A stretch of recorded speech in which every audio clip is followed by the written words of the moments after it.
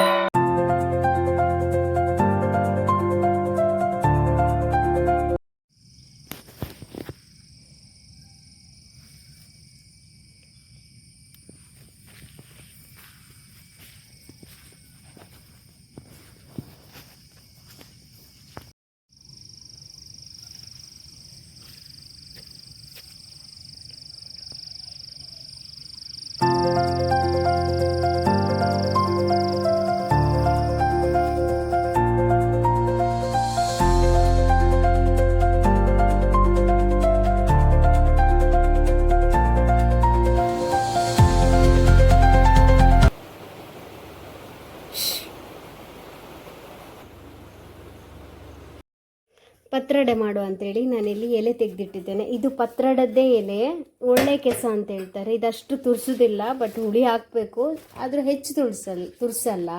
ಇದು ನಾರ್ಮಲ್, ಇದು ಆಚೆ ಈಚೆ ಮಳೆ ಬರುವಾಗ ಆಚೆ ಸೈಡ್ ಈಚೆ ಸೈಡೆಲ್ಲ ಬೆಳೀತದಲ್ಲ ಆ ಕೆಸ ಇದು ಸ್ವಲ್ಪ ತುರಿಸ್ತದೆ. ಈ ಥರ ದಂಟೆಲ್ಲ ಇದ್ದರೆ ತೆಗಿಬೇಕು. ಸೊ ನಾನು ತೊಳೆದು ಒಂದೊಂದೇ ತೆಗೆದಿಡ್ತಿದ್ದೇನೆ.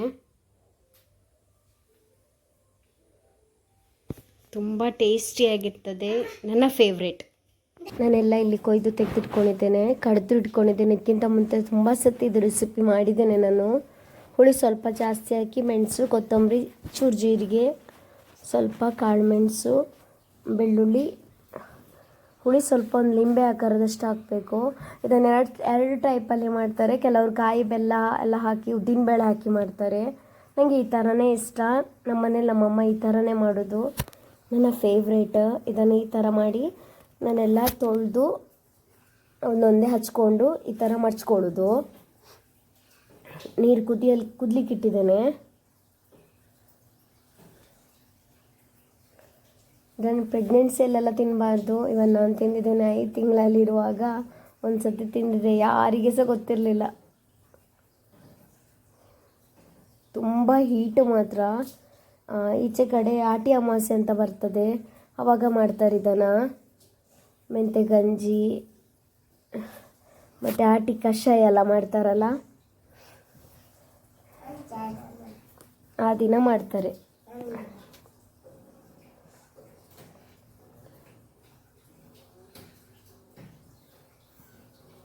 ನಾವು ಒಲೆಯಲ್ಲೇ ಮಾಡ್ತಿದ್ದೇನೆ. ಗ್ಯಾಸಲ್ಗಿಂತ ಒಲೆಯಲ್ಲೇ ಚೆಂದ ಆಗ್ತದೆ, ಒಂಥರ ಟೇಸ್ಟ್ ಇನ್ನೂ ಜಾಸ್ತಿ ಇರ್ತದೆ. ಸೊ ನೀರಲ್ಲಿ ಕುದಿಲಿಕ್ಕೆ ಇಟ್ಟಿದ್ದೆ, ಹಾಗೆ ಒಂದೊಂದೇ ಈ ಥರ ಮಾಡಿ ಹಾಕಿದ್ರೆ ಆಯಿತು. ಅದು ಚೆಂದ ಬೇಯಬೇಕು. ಬೆಂದಾದ್ಮೇಲೆ ಈ ಥರ ಆಗ್ತದೆ ನೋಡಿ, ಬಿಸಿ ಬಿಸಿ.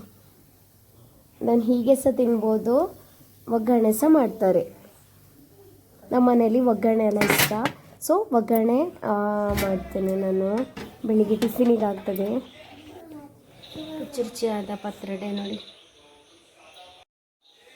ರುಚಿಯಾದ ಪತ್ರೊಡೆ ರೆಡಿ ನೋಡಿ. ಇದನ್ನು ಹೀಗೆ ತಿನ್ನಲಿಕ್ಕೆ ಆಗ್ತದೆ, ಒಗ್ಗರಣೆ ಸಹ ಕೊಡ್ಬೋದು.